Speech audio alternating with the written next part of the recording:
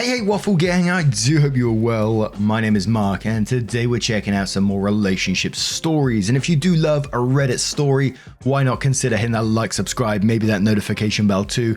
As I always say, it really does help out the channel, truly, so thank you so much. And let's crack on with today's first story.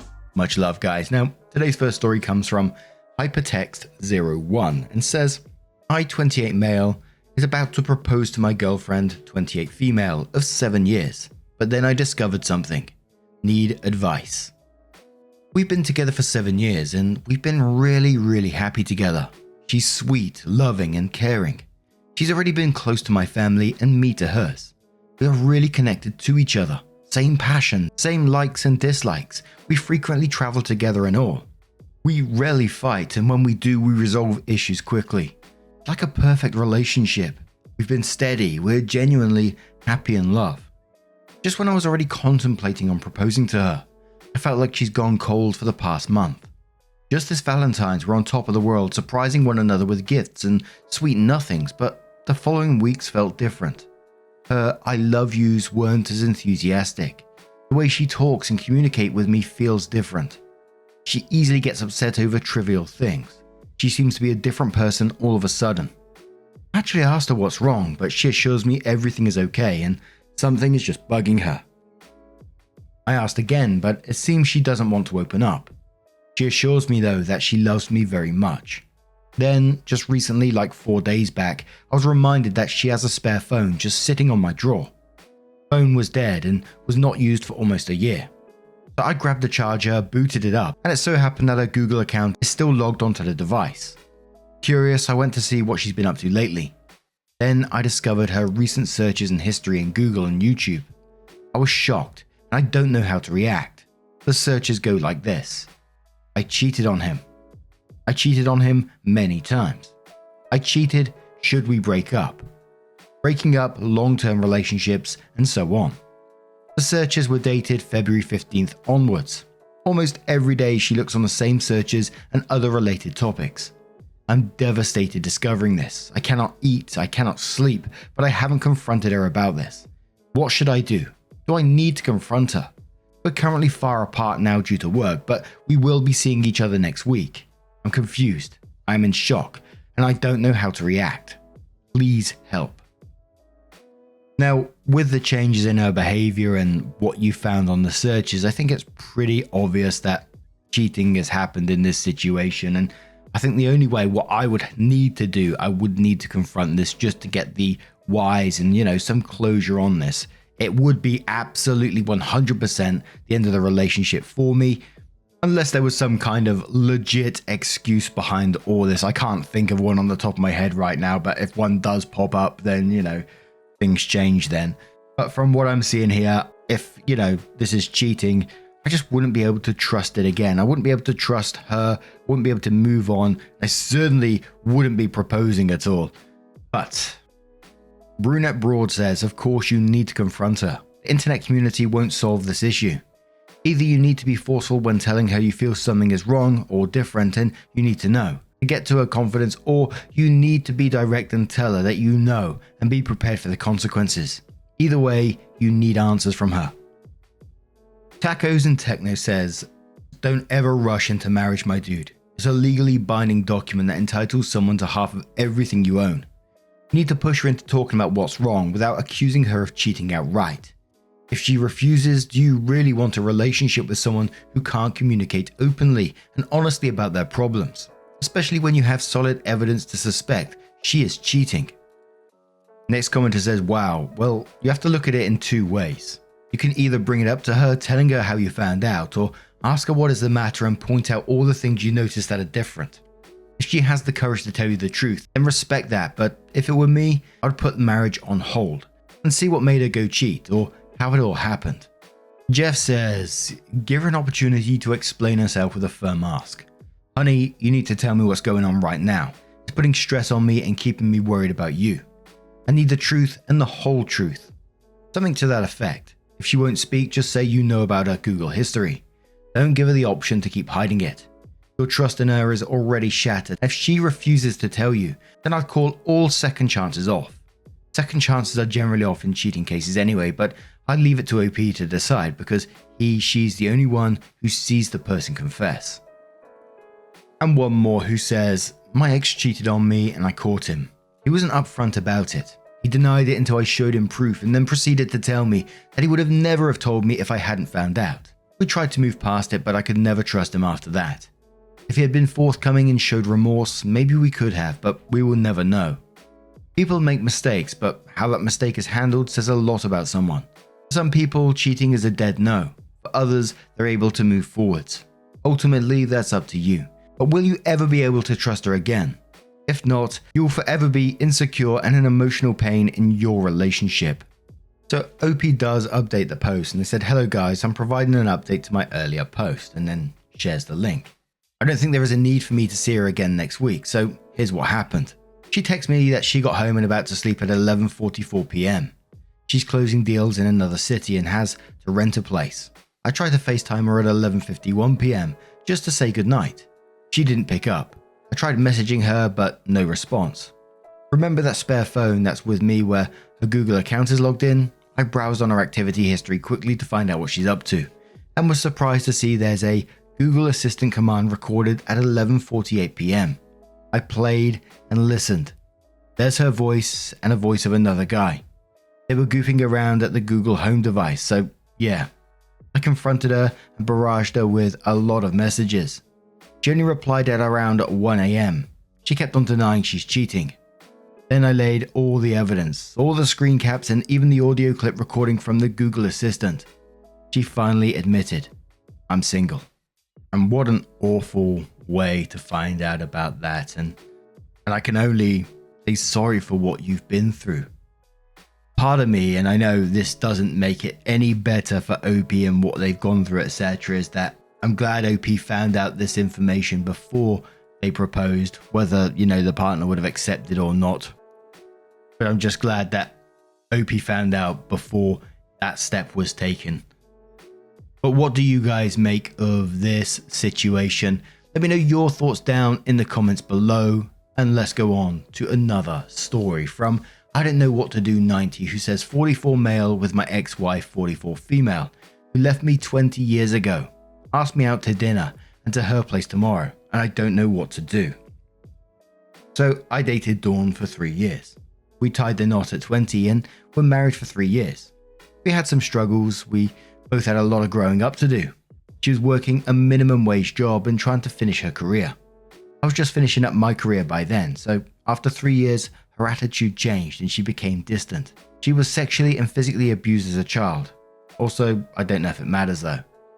Anyway, it came to light that she was having an affair with this guy who she worked with. She ripped my heart out and left me to go live with him in his parents' house. She started doing drugs and has kids by him.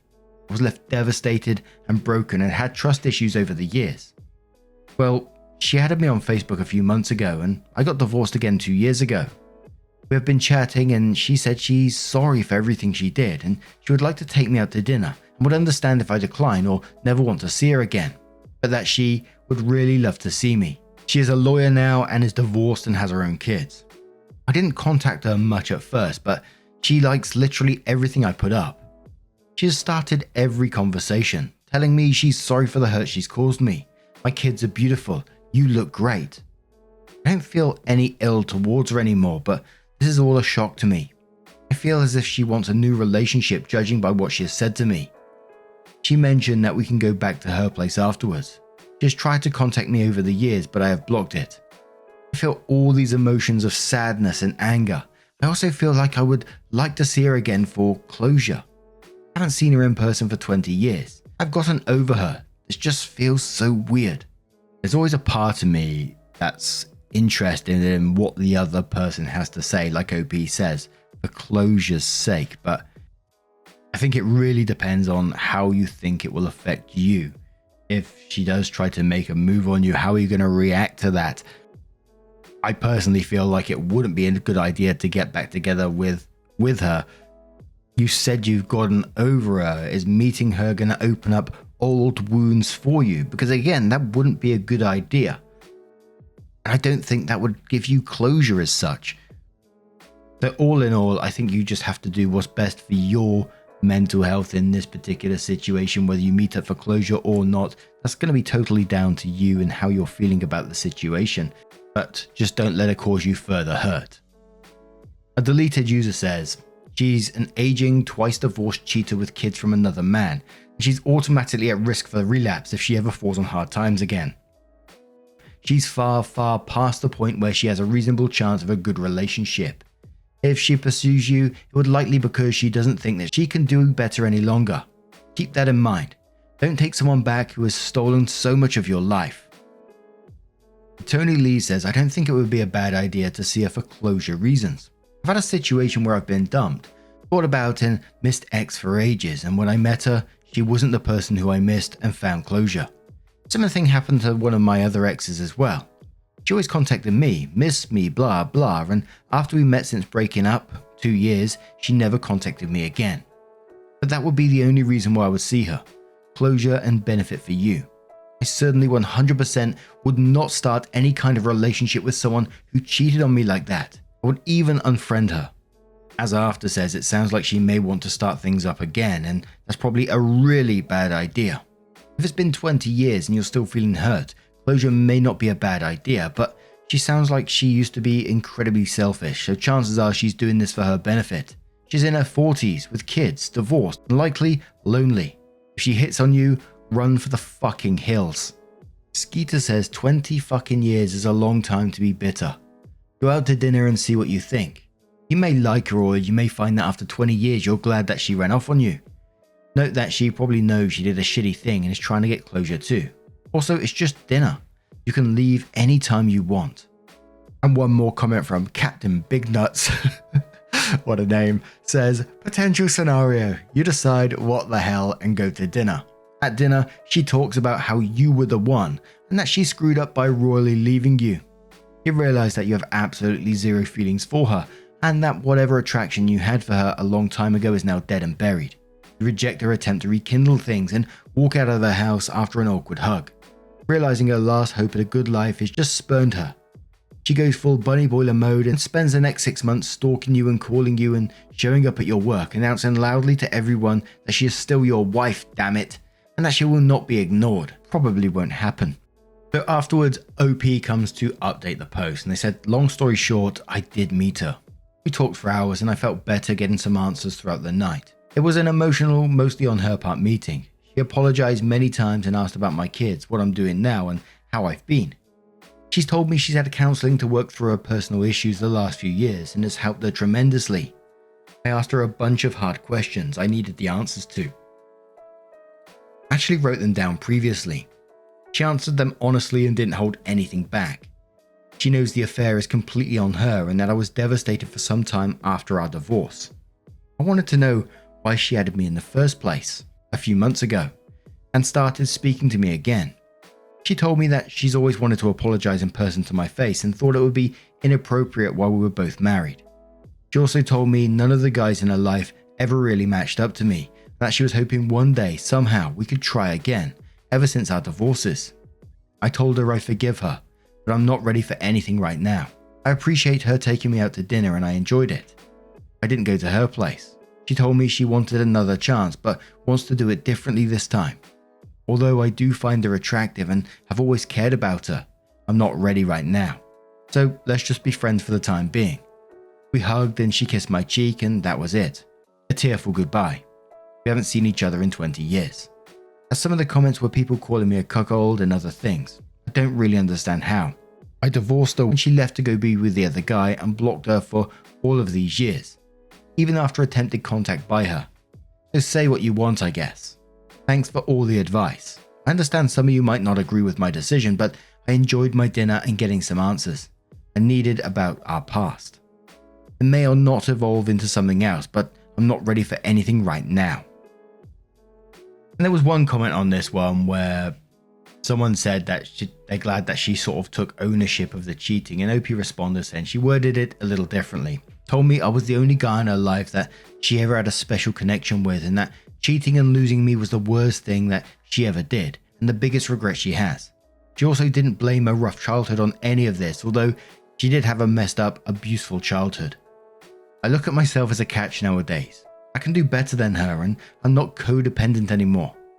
It was just nice to see her, and if she wants to remain friends, that's cool. If not, it's whatever. I got what I needed. It's good she's getting help for deep-rooted issues and her insecurity. I don't hold any ill towards her anymore. I'm too old for that. Lol. And I'm glad that OP did get whatever they needed out of that situation, closure or whatever that was. But now I'm going to turn this one to you guys. What do you guys make of this? Let me know your thoughts down in the comments below. And let's have another story from the Am I the Arsehole subreddit from Designed Basic, who asks, am I the arsehole for having my niece's dress photoshopped because she wore white to my wedding? So I, 30 female, got married. Yay! And honestly, it was my dream wedding. Everything went off without a hitch. Except for one small thing, my niece's 16 dress. It was a white, lacy, knee-length dress. She even wore lace elbow-length gloves. Honestly, it just looked like a wedding dress. I didn't say anything to her or her parents, my brother and sister-in-law, in the moment, and I tried my best to ignore it. But when I got the first drafts back from our photographer, I couldn't stand when I saw her in the white dress standing next to me. My husband saw how upset I was and suggested that we pay extra to get my niece's dress photoshopped to a light blue. We thought it through, and since we had some budget left, we went for it. Well, last week we got the final photos back and they looked great. I could hardly even tell that my niece was originally wearing white, and she still looked really nice. I posted some of the photos on social media, and my sister-in-law messaged me and was angry that I photoshopped my niece without checking with her, my sister-in-law, first. She accused me of thinking my niece was ugly and of body shaming her. To be clear, I did not have her body photoshopped, only the color of her dress and gloves. I don't think I'm in the wrong, but the situation has been stressing me out, so am I the arsehole? Edit, for a small clarification, the picture I posted was a large group shot that my niece was in. I wasn't trying to showcase the Photoshop at all. Absolutely not the arsehole to me. You wasn't body shaming in this situation at all. And for me, I can't help but be more pissed off at the parents in this situation, the brother and sister-in-law. I just feel like there's no way they didn't know this would be inappropriate in this situation, didn't mention it at all. And of course, you know, niece is 16 years old. She may have purchased the dress herself, but I can't help but feel like the parents probably purchased this dress and thought it was acceptable. The lace white gloves as well, I think, holy moly. I might be corrected on this one, but any wedding I've been to, I don't think I've ever seen anyone wearing like elbow length gloves that wasn't the bride or a bridesmaid. And I know a lot of people say, you know, at 16 you should know better, and they get cross at me for defending it and all this kind of thing, but I still can't help it. Be more cross at the parents in this situation. I know what I was like at 16, so again, I'm not excusing it, but Chaos in a Cookie Jar says not the arsehole. If she didn't want the dress to be photoshopped, she shouldn't have let her daughter attend a wedding in a lacy white dress. The nerve of that woman. Al says not the arsehole. They were wrong to have her wear white to a wedding to begin with. Instead of getting mad and making a scene, you and your husband use logic and technology to fix the problem in the photos. Great thinking. Such awareness says not the arsehole, and your sister-in-law isn't stupid. She knows why the dress color was photoshopped. Does your sister-in-law dislike you? It is the only reason I could think of why she wouldn't have told her daughter to change dress color. Everyone knows only the bride wears white to a wedding. Ginger who drinks tea says not the arsehole. Her parents should not have allowed her to wear white to a wedding. At 16 she may not have been aware of the rule, but her parents should have been. You are not the arsehole, but you or another member of the family or wedding party should have addressed the issue on the wedding day. As long as your niece's body wasn't changed, just the dress color, I don't see the issue. And one more from Bumpy McBumpers, who says, I'm a male in my 40s. I only learned about this rule within the last year. I can totally see that maybe other people live under the same rock as me, and give them the benefit of the doubt that they didn't know. However, weddings run easily into tens of thousands of dollars.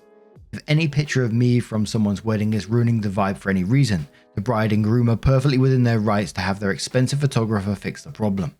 I don't care if I'm caught picking my nose, or maybe I spilled wine on myself, or my hair was funky, or maybe I just plain photobombed a shot. Fix the issue. Alter or erase me in whichever way you want or need, I didn't pay for it. It's not my party. And I can just say thank you for the opportunity to have been there in the first place. And there was lots of comments going down the path of, was this something to do with the parents, getting their own back, or their dislike towards OP, or something along those lines. And possibly using their daughter to get back at OP for something. I don't know. What do you guys make of this one? Let me know your thoughts down in the comments below. Now, just a huge thank you from the bottom of my heart for getting involved in today's stories. Your love, your support, your time always means the absolute world to me. And don't forget, at the very end of the video, there'll be a couple of playlists there for you to click on, and it will automatically scroll through all the videos for you. So whatever you're up to, like I always say, a bit of crochet, a bit of walking in the lovely sun that's out in the UK at the moment. Some of you trucking, some of you at work, some of you driving to work you've been telling me about. I absolutely love to hear it. So please share what you're up to over at Mark Narrations over on Twitter. Absolutely love to see the pictures of your pet tags and everything that you share with me. Absolutely amazing to see it. Thank you so much. And hopefully I will see you in the next one. Take care and much love.